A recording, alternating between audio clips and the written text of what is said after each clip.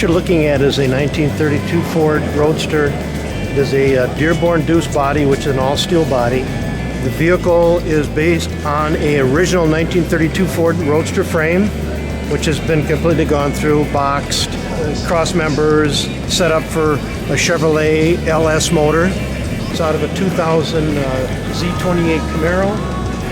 A lot of chrome. I put on a lot of chrome on it. It has the front water pump and everything else is a kit that Vintage Air puts out for it. The intake is performance intake. Because of the length of the mass airflow, I had to turn it around to face it backwards. So it's basically sitting upside down. Air going through it doesn't make any difference if it's right up or upside down or not. And then it just runs through this chrome tunnel that I had built. And so everything is worked off a computer. The front is a Super Bell axle, which is a 5-inch drop. It's been chromed. It has a 3-piece hood. It also has a steel grill shell and a stainless steel grill, commercial headlights in the front, ET wheels all the way around. If you look at the bottom of the car, you see the bottom of the gas tank is all finished off along with the rear end. It has complete handmade stainless steel, polished stainless steel exhaust. It has air ride suspension, air technology ride suspension in the rear, so it'll go up and down. It has a 9-inch Ford with a 350 gear in it. The dry shaft is aluminum dry shaft that's been polished. The frame is all painted, of course, and molded. Dearborn has the Dearborn Deuce. The feature is that it has a hideable convertible top which fits underneath here. It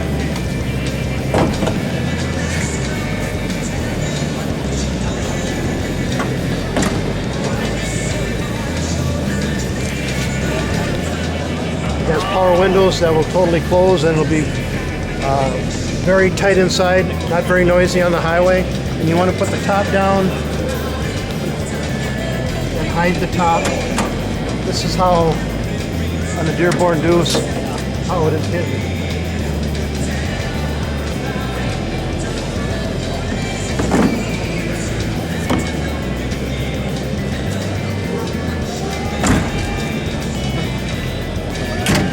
My wife picked out the colors. The color is a GM color. Came off of a Buick Enclave. It's called Cocoa Metallic. It's a urethane base coat, clear coat. And the interior, my wife picked out the colors in that also. It's Italian leather. Again, the seat is heated. I purposely put a tachometer on top of the steering column because that's what I had when I was a kid, and I always enjoyed that. The steering itself is an I Did It column, and it also has a steer clear box in it, which allows the firewall to be very clean. That was one of the things that I wanted to do when I built it, was not to have anything go through the firewall. The radio has GPS in it. The doors are power. The windows are power. It's been a real pleasure to drive and a real pleasure to tour in. It's just been a great car. It's just a joy to drive.